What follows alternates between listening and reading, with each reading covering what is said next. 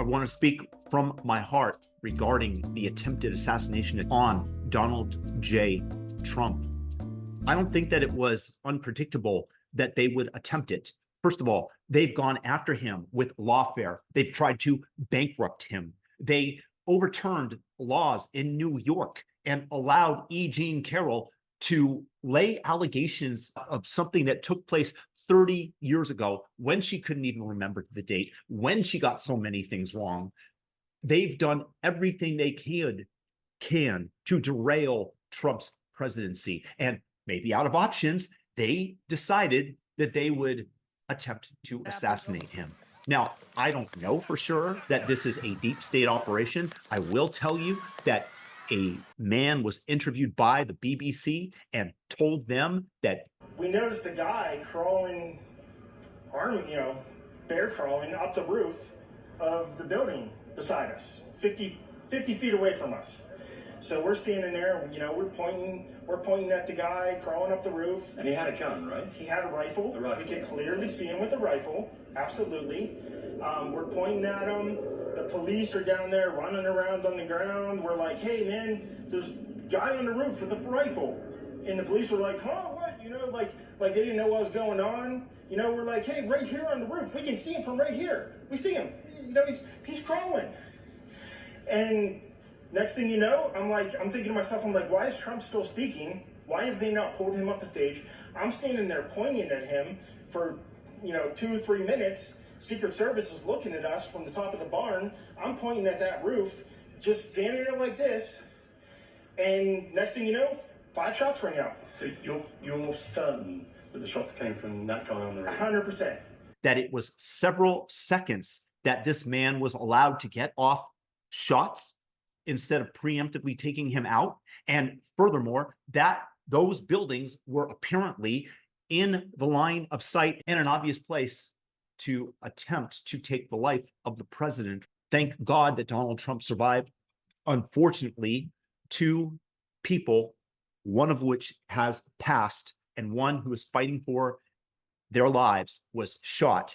And my heart goes out to their families because they came out to support who they believed was the best candidate and ended up losing their lives. This is not the America that we grew up in, that I grew up in. This was unheard of. Yes, when I was a baby, Ronald Reagan, there was an attempt on his life, but it's been rare and it should never happen. And the fact that this was predictable saddens me greatly.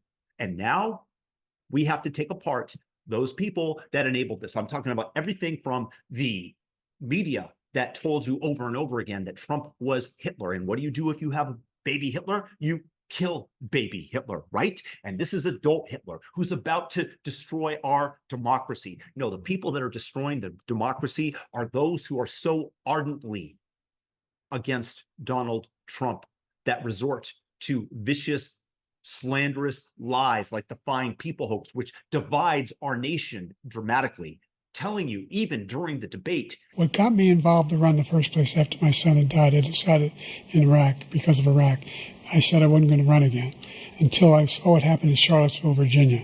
People coming out of the woods carrying swastikas on torches, and singing the same anti-Semitic bile they sang when back in Germany. And the young woman got killed. They spoke to the mother, and they asked him. They said, "What do you think of those people? The ones who got killed, the one who tried to stop it, and the ones," he said, "I think they're fine people on both sides." And you had people, and I'm not talking about the neo-Nazis and the white nationalists, because they should be condemned totally. But you had many people in that group other than neo-Nazis and white nationalists, okay?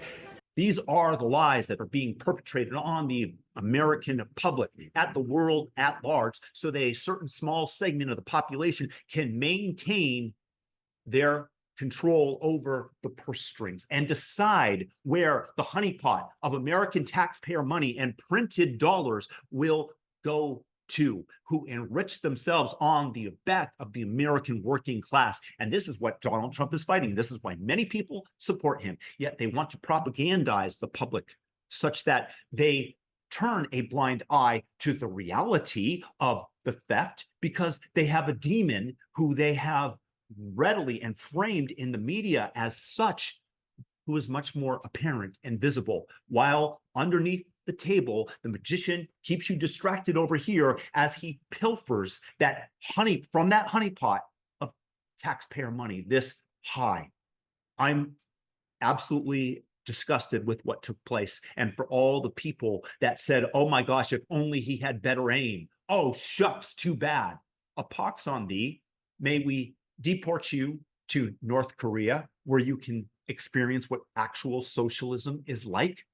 And you can see the misery of people that are forced to work and do what they disdain, what they don't want to do in a country that provides absolutely nothing for anybody but at the top, which happens in all communist nations. Thank God that Donald Trump survived. And I honestly believe that this will give him the election. I don't believe that they're going to run another candidate other than Joe Biden right now, because nobody will use up their immediate political capital in order to defeat Trump after this. And whether or not they go and they make another attempt on Trump's life is certainly not beyond the realm of possibility. Tucker predicted this. Many other pundits predicted this. I predicted that Trump's life would likely be in peril, as did Steve Bannon. It's not a hard prediction to make. And they did. They went after him.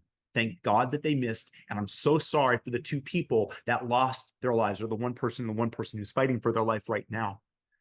It saddens me greatly that this is America, because this is not the America that I grew up in. This is not where we can have differences but get along, because we're becoming more and more polarized, and that's primarily by the media, and it's at behest of those who want to once again pilfer the honeypot of taxpayer money and decide where those dollars go to. And anybody who interferes with them enriching themselves and living like kings off of the backs of the working class and stealing from the rest of the world via inflation, they deserve more than your scorn. And I hope that Vivek and Trump, who I really hope is his VP pick, if not Tulsi or JD Vance, take on this malicious, malevolent entity.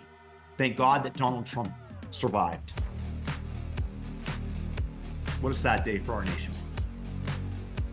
Peace.